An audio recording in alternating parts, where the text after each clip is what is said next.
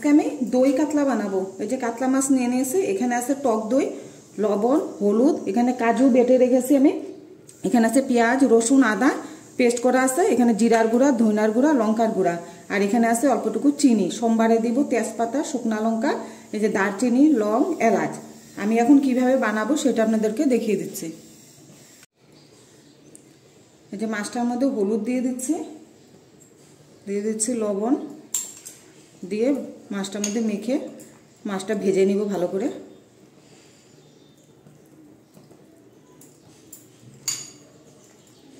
মেখেছি। আর এই যে দইটা দেখেন আমি চামচ দিয়ে ভালো করে একটু ফাটিয়ে নিব,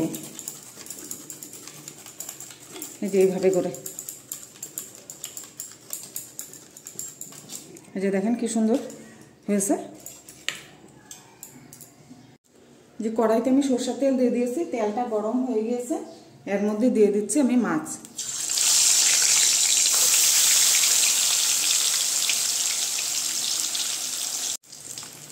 এই যে দেখেন মাছটা আমাদের ভাজা হয়ে গিয়েছে, আমি এখন মাছটাকে নামিয়ে দেব। এখন এই তেলে আমি দিয়ে দিচ্ছি যে তেজপাতা, শুকনা লঙ্কা, এই যে এলাচ, লং, এই যে দারচিনি। একটু লাল হবে তারপর দিয়ে দেব পেঁয়াজ, রসুন আর আদার পেস্টটা। এই যে দেখেন এগুলো লাল হয়ে গিয়েছে, এখন আমি দিয়ে দেব পেঁয়াজ, রসুন, আদার পেস্টটা দিয়ে দিচ্ছি।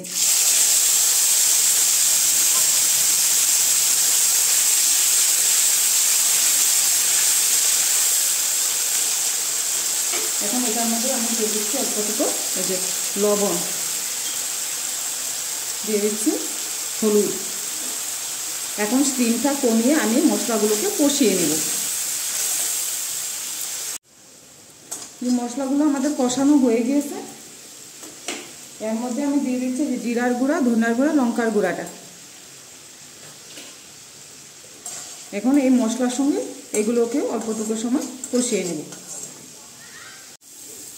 2 মিনিটের এরকম আমি এই মশলাগুলোকেও কষিয়ে নিয়েছি, স্টিমটা আমি কমিয়ে দিয়েছি।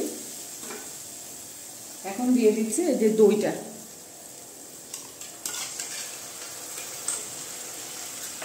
আর এই যে দিয়ে দিয়েছি এই যে কাজু বাটাটা।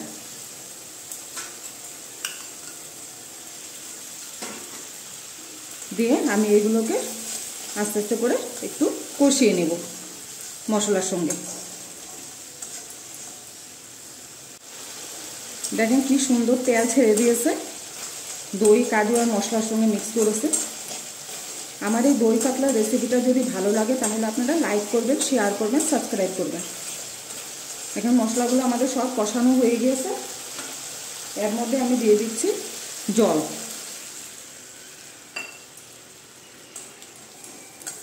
ঝোলটা একটু ফুটলে পরে দিয়ে দিব আমি মাছ। এই যে ঝোলটা এখন ফুটে গিয়েছে, এখন আমি দিয়ে দিচ্ছি এই যে ভেজে রাখা কাতলা মাছটা।